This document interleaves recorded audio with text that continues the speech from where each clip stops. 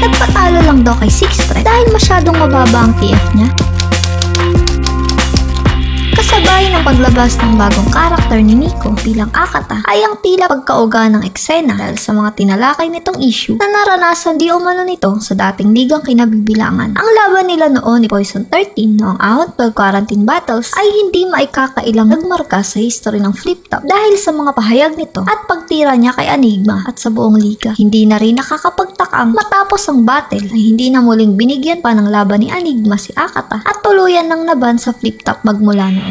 Nang maimbitahan naman si Akata para sa isang promo battle kontra kay Luxuria sa sunugan, muntik nang magkagulo dahil sa ginawa niyang pagtira naman sa grupong Uprising. Ikinatriggered naman ito ni Apok na siyang nag-iisang miyembrong naroroon. Tulad ng laban niya kay Poison, inisa-isa niya ang mga pinagmula ng sama niya ng loob kay Arik at sa Flip-Top. Matapos ang battle nila ni Lux, sa isang video naman ni Puting Kalabaw, makikita ang masinsinang pag-uusap ng dalawa at nagkapatawaran na. Ipinaliwanag ni Akata kay Apok na ang lahat ng mga nasabi ay bahagi lang ng kanyang karakter upang mas lalong maging epektibo ang pagganap niya rito.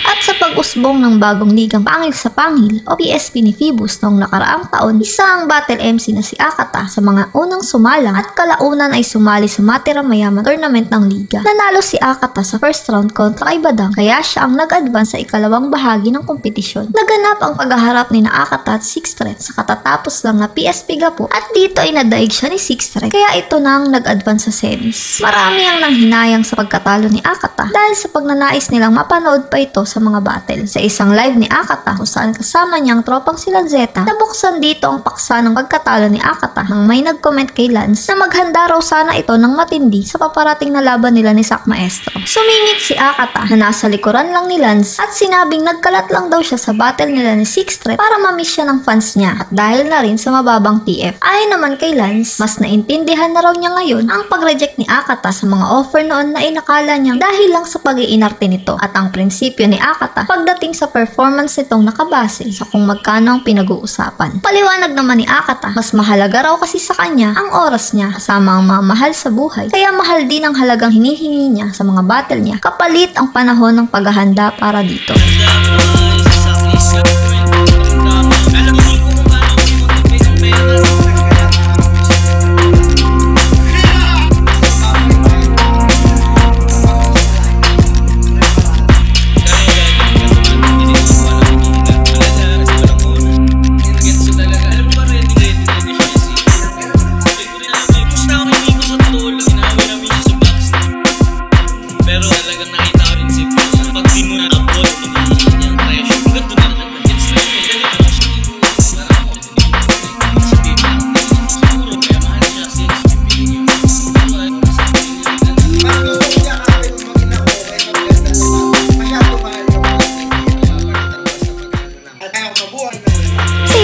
Ang hip-hop naman, Looney, sinulat daw ang round 2 ni Disaster sa battle nito kay Sak Maestro. Sa hindi pa napanood ang video na ay pagtalakay tungkol dito, i-click lang ang nakikita sa screen. Sa susunod na video ulit.